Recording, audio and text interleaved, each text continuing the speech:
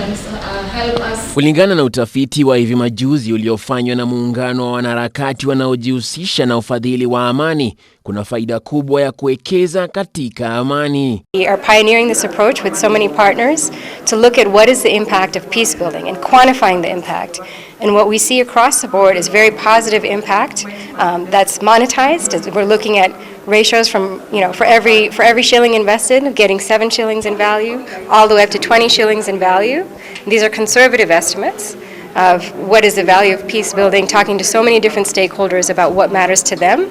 These values are based on the stakeholders telling us directly that this are the outcomes they experience and this is how they value them. Utafiti huo ulifanyika nchini ukitumia takwimu kutoka kwa makundi ya kijamii yakiunganisha manufaa ya amani kwa kigezo cha fedha kwa kuwahusisha vijana ambao ni asilimia kubwa zaidi katika mataifa mengi duniani. Here for us was then that we always talk about peace, but when you talk about sustainable peace, then you cannot ignore the space of young people. And for us it was engagement of young people in peace building processes, but with a tweak to it, which meant then that we also had to target the livelihood components for them.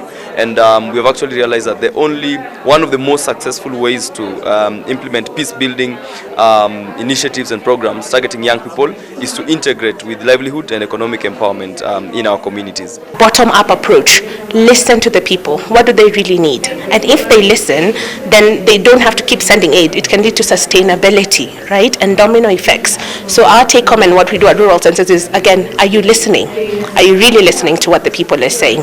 And with that, then you're able to have more things happening in the community because it's touching to their heart, to the things that they really care about. Ripoti iliyowasilishwa katika kipindi cha kwanza inaashiria kwa kila dola moja inayoekezwa katika mchakato wa amani unaohusisha vijana, faida ya dola 16 inajitokeza. What do you realize? What is your input? What was the most valuable activity?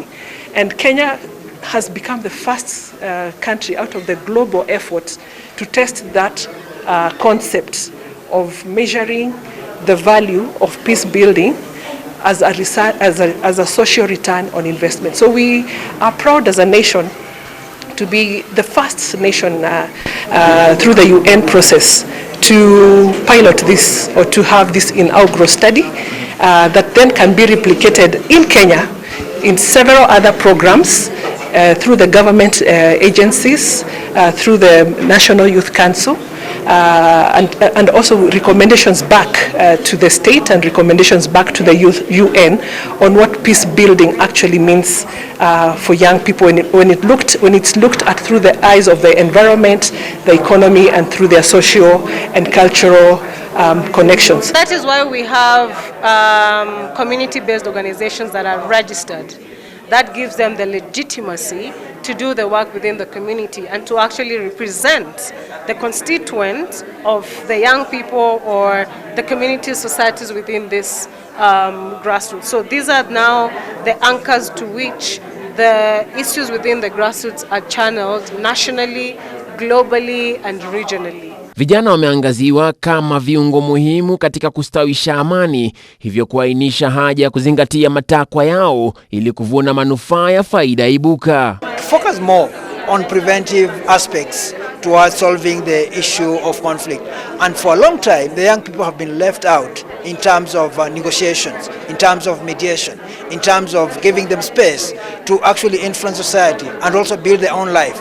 And realize that the young people are the ones who are gonna kind of face the music in terms of the cost of peace, because at the end of the day, when the region is not very stable, you find that they are actually losing out. Aidha, faida hiyo imetajwa kama dira itakayoongoza hatua za kutimiza malengo za ngazi za chini na kujumuisha nia za wafadhili na wafadhiliwa. Really do have the solutions to their own problems. All they need is someone to really listen to them and help them implement, because they don't even want you to do the whole process for them. They just need you to trigger You heard about boys in Mombasa who were given gas stands, and now they're morphing out and each one of them is starting their own gas stand. They just needed a bit of empowerment. So people have their own solutions, and I think that's the beauty of aid now. It's just empower them and they'll fly if you listen to them. Utafiti huo unafichua kuwa kila kundi linalolengwa katika hatua za kijamii kinahitaji kutambulika na mawazo yake kuzingatiwa ili kuafikia maendeleo yoyote. Because the conversations have showed us what actually works and what does not work. Where do we need to put more effort, and where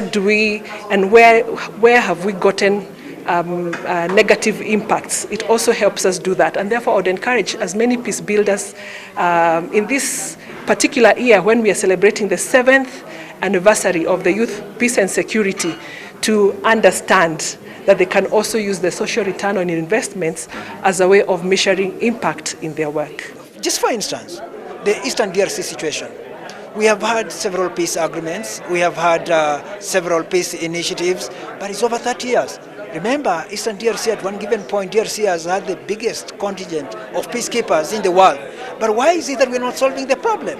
And that is why, to us, the involvement of young people is very key in terms of ensuring that the region is stable. Aidha, utafiti zaidi unatarajiwa kufanyika ili kutambua vigezo sawia katika makundi yote ya kijamii kwa manufaa ya hatua zozote za ufadhili au kukuza amani. This is our first phase, with Kenya pioneering, and we hope to implement this in more countries to build a data bank of indicators and outcomes and how they've been valued, and over time be able to refer to that in time. Emmanuel Kutosi, Runinga ya Ebru.